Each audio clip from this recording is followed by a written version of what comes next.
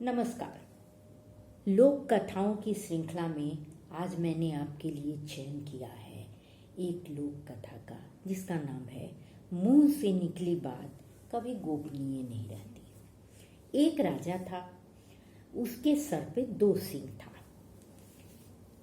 राजा उसको छुपाने के लिए हमेशा अपने सर को पगड़ी से बांधे रहता था, लेकिन फिर भी एक परेशानी तो थी ही।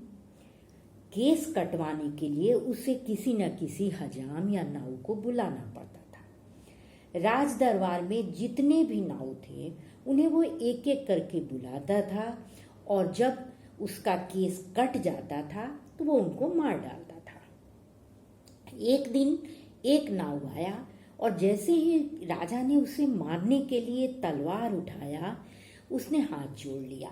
मुझे छोड़ दीजिए, मेरे छोटे बच्चे हैं, मैं आपके राज्य से बहुत दूर चला जाऊंगा, मैं फिर वापस नहीं आऊंगा और ना ही मैं किसी से ये बात कहूंगा। राजा को दया आ गई, उसने उसे छोड़ दिया, लेकिन कहा कि देखो, रातों रात तुम हमारे राज्य से बाहर चले जाओ। नाऊ वचन का पक्का था। उसने अपने परिवार को लिया और दूसरे राज्य की ओर निकल पड़ा। बीच में एक जंगल मिला। उसने सोचा कि चलो थक गए हैं, थोड़ा आराम कर ले। वो पेड़ों के नीचे आराम करने लगा, लेकिन उसके पेट में बड़ी जोरों की दर्द होने लगी। तो खोज खाज के आसपास के इलाकों से उसकी पत्नी ने एक वैद्य को पकड़ के लाया। वैद्य ने देखा और कहा कि भाई, इसके मन में कोई बात है, जब बात बाहर आएगी तभी ये ठीक होगा, तभी इसका मन हल्का होगा और ये ठीक हो जाएगा। अब उसे बड़ी परेशानी, उसने तो राजा को वचन दिया था, अब ये बात किससे बोले। अंत में उसके मन में एक उपाय सूझा। वो एक पेड़ के पास गया और बोला कि पेड़, तुम तो शुरू से हम लोगों के मित्र रहे हो, और तुम्हारे साथ सबसे अच्छी बात है कि तुम बोल नहीं सकते, इसलिए मैं तुम्हें ही अपनी व्यथा सुना रहा हूं। और उसने पूरी कहानी पेड़ को सुना दी। दिन बीतते गए। नाऊ किसी दूसरे राज्य में रहने लगा। एक दिन राजा के राज्य में एक राजा मिलने आए। उनके स्वागत में एक बड़ा आयोजन हुआ, जिसमें राज दरबार के सारे संगीतकार बुलाए गए। अब इतने सारे लोगों के लिए इतना सारा वाद्य यंत्र कहाँ से आता। आनन फानन में एक पेड़ को काट के लाया गया और उससे तबला, हारमोनियम जैसे बहुत सारे वाद्य यंत्र बन गए।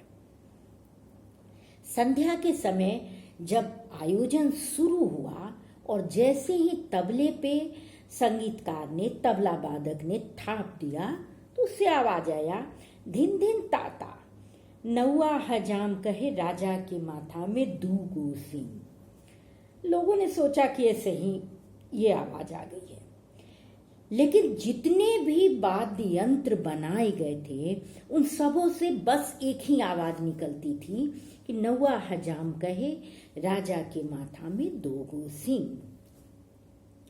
सबको शक हो गया और एक ने राजा की पगड़ी हटा दी। राजा को बताना पड़ा कि उसके माथा में बचपन से ही ये 2 सींग थे। ये कहानी तो छोटी है, लेकिन इस कहानी से जो सीख मिलती है वो बहुत बड़ी है। अक्सर हम अपने मित्रों के बीच में, अपने संबंधियों के बीच में बातें करते हैं और हमें लगता है कि कोई दूसरा तो इसे जान नहीं पाएगा, लेकिन मुंह से निकली बात हमेशा किसी न किसी माध्यम से लोगों तक पहुंच ही जाती है, और कभी कभी यह अफवाह के रूप में पूरे समाज को गंदा कर देती है।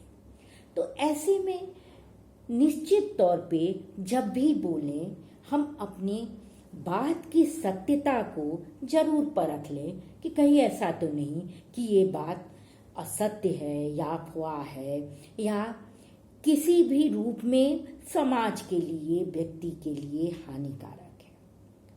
तो चले, आज बस इतना ही। कल फिर मिलेंगे, और कल तक के लिए धन्यवाद।